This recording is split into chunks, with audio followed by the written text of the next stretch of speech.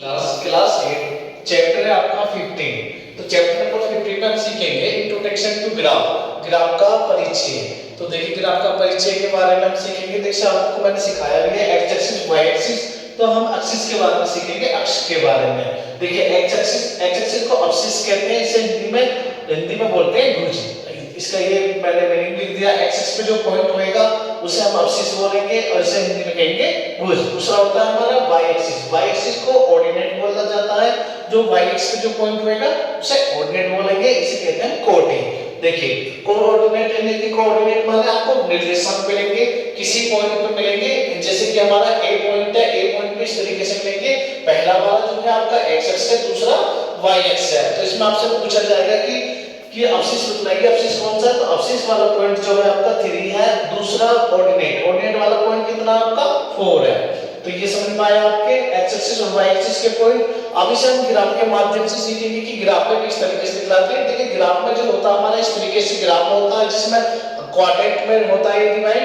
तो जैसे हम अगर सीखे, जैसे हमने आपको बताया था, जैसे कि एक्सिस होते हैं हमारे ये, आपने ग्राफ बनाया होगा ऐसे एक्स एक्सिस वाला पॉइंट बनाया होगा इस तरीके से, ये एक्स एक्सिस होता है, ये वाई एक्सिस होता है। तो ये तो हमारा सिंपल सा हो गया एक्स एक्सिस और वाई एक्सिस जो प्लस में था, पॉजिटिव में था, नेगेटिव नहीं आ रही वैल्यू।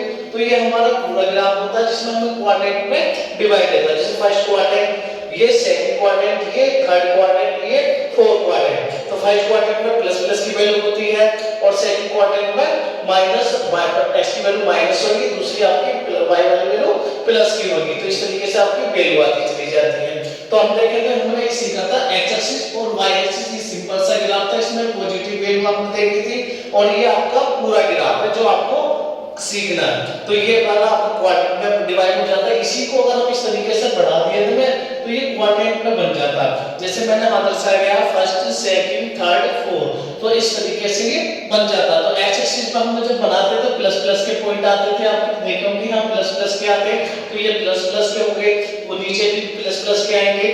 फिर दूसरा हम वाई एक्सिस पे देखेंगे इधर की साइड में क्या आते हैं, पॉजिटिव वैल्यू आती है वाई की, तो पॉजिटिव होगी।